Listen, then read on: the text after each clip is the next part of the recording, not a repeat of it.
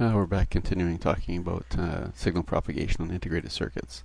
Here's an example of a schematic representation of what might be a real interconnect. It might have some resistance, inductance, capacitance, and conductance. Those would all be parasitic, and the properties of the material, and the signal transmission across the wire could become very complicated, as you might guess here. And this would also be problematic where there's a branch in the wire or taps off to another a trace. So we'll basically be ignoring some of those issues and just sort of be looking at the propagation down a simple line.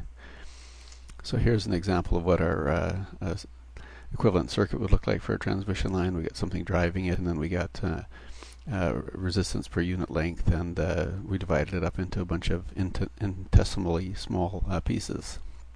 So it's a transmission line model with a slight convention change from before. We've gone to lowercase r and lowercase l and c. It's a better approximation if the signal propagation is actually a waveform, electromagnetic wave, and this is contrast the case we looked at previously, where we were looking at sort of diffusion down a wire, but this is actually a propagating case. So in this case, the transmission line model, it's called a wave model or wave mode.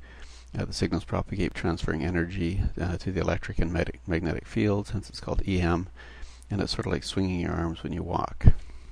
A good EM question to ask your colleagues in electrical engineering: with an EM plane wave in free space, are E and M in phase? That would be a question for are they in phase in space and or in time? Anyway, back to our simple little equivalent circuit again. Guess we've divided this all up into little delta X pieces. All these letters should have delta X associated with them, but get a little too complicated to draw, so they're not there. But differential pieces, and at any time t, we'd have, for example, at x, we'd have the voltage at x of t and the current at x and t, and infinitesimal distance later, you'd also have the voltages at x plus delta x and the current at x plus delta x. So what we're going to do is analyze that. It looks pretty complicated, but we're just going to look at one little tiny piece of it. And what we're going to basically do is two tours, one a KVL, so Kirchhoff voltage law. We just want to say that the voltage here is going to be equal to the voltage over here plus these voltage drops across this resistor and that inductor. So we know all these things here. We know what the voltage drop here is just going to be the resistance of that element times the current. And we know that the voltage drop here is just the inductance here times the rate of change of current with respect to time. So we just write Kirchhoff voltage law at x and delta x, and this is the equation we get, as I pointed out previously. Slightly rewriting it, we get this equation, and we let this delta x go to 0, and the differential becomes or rather the difference equation becomes a differential equation, and we're left with this equation down here.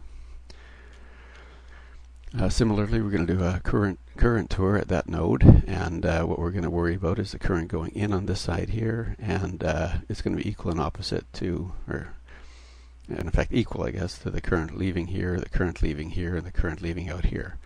So we're going to be able to write the current equations for that node. And the only part that's perhaps a little bit difficult is we'd have to recognize that the current flowing through here is the capacitance times the rate of change of voltage with respect to time.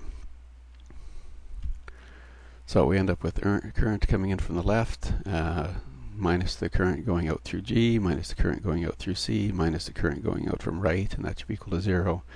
We just rewrite this again, and we're left with a differential equation, difference equation rather, and let delta x go to 0, and we're left with the differential equation.